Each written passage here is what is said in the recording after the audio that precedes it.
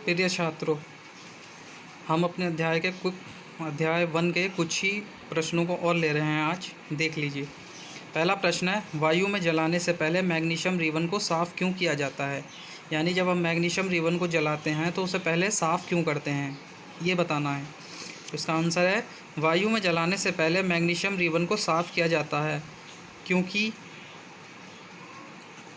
क्योंकि उसके ऊपर धूल या अन्य पदार्थों की सतह बन जाती है। यानी कि उसके ऊपर एक लेयर आ जाएगी, सतह बन जाएगी, जिस कारण रिबन हवा के संपर्क में नहीं आ पाता है, यानी ऑक्सीजन उसे नहीं मिल पाती है।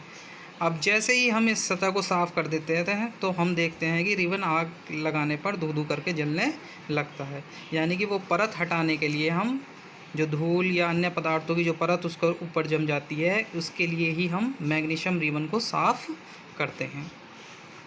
नेक्स्ट क्वेश्चन है आपका, भौतिक परिवर्तन क्या है? भौतिक परिवर्तन वे परिवर्तन जिसमें पदार्थ के केवल भौतिक अवस्था में परिवर्तन होता है। यानी जो पदार्थ है हमारा, अगर उसकी भौतिक अवस्था में परिवर्तन हो जाए तो हम उसको भौतिक परिवर्तन कहते हैं। इस परिवर्तन में उनकी आणविक संरचना में परिवर्तन नहीं होता है। ये बात आप ध्यान रखें। जो भौतिक परिवर्तन होते हैं वो पदार्थ की भौतिक अवस्था को बदलते हैं, ना कि उनकी आणविक अवस्था को, यानी रासायनिक संरचना को नहीं बदलते हैं। जैसे कि मोमबत्ती का जलना, अगर हम मोमबत्ती को जलाएं तो मोमबत्ती के जलने के बाद भी हमें क्या मिलेगा? मोम मिलेगा, यानी उसकी रासायनिक संरचना में कोई परिवर्तन नहीं हुआ। धारा प्रवाहित होने पर तार का गर्म होना, अगर तार में धारा प्रवाहित की जाए, करंट प्रवाहित किया जाए तो तार क्या हो जाता है? गर्म हो जाता है, लेकिन उसकी संरचना परिवर्तित नहीं होती है।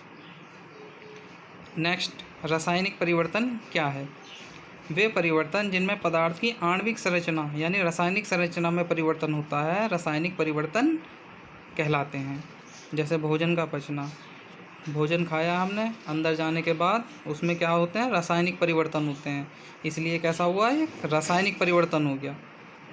शुष्क चूने में जल को मिलाना आदि, जब हम चूने और जल को मिला देते हैं तो वो कैसा परिवर्तन हो जाता है? रासायनिक परिवर्तन हो जाता है।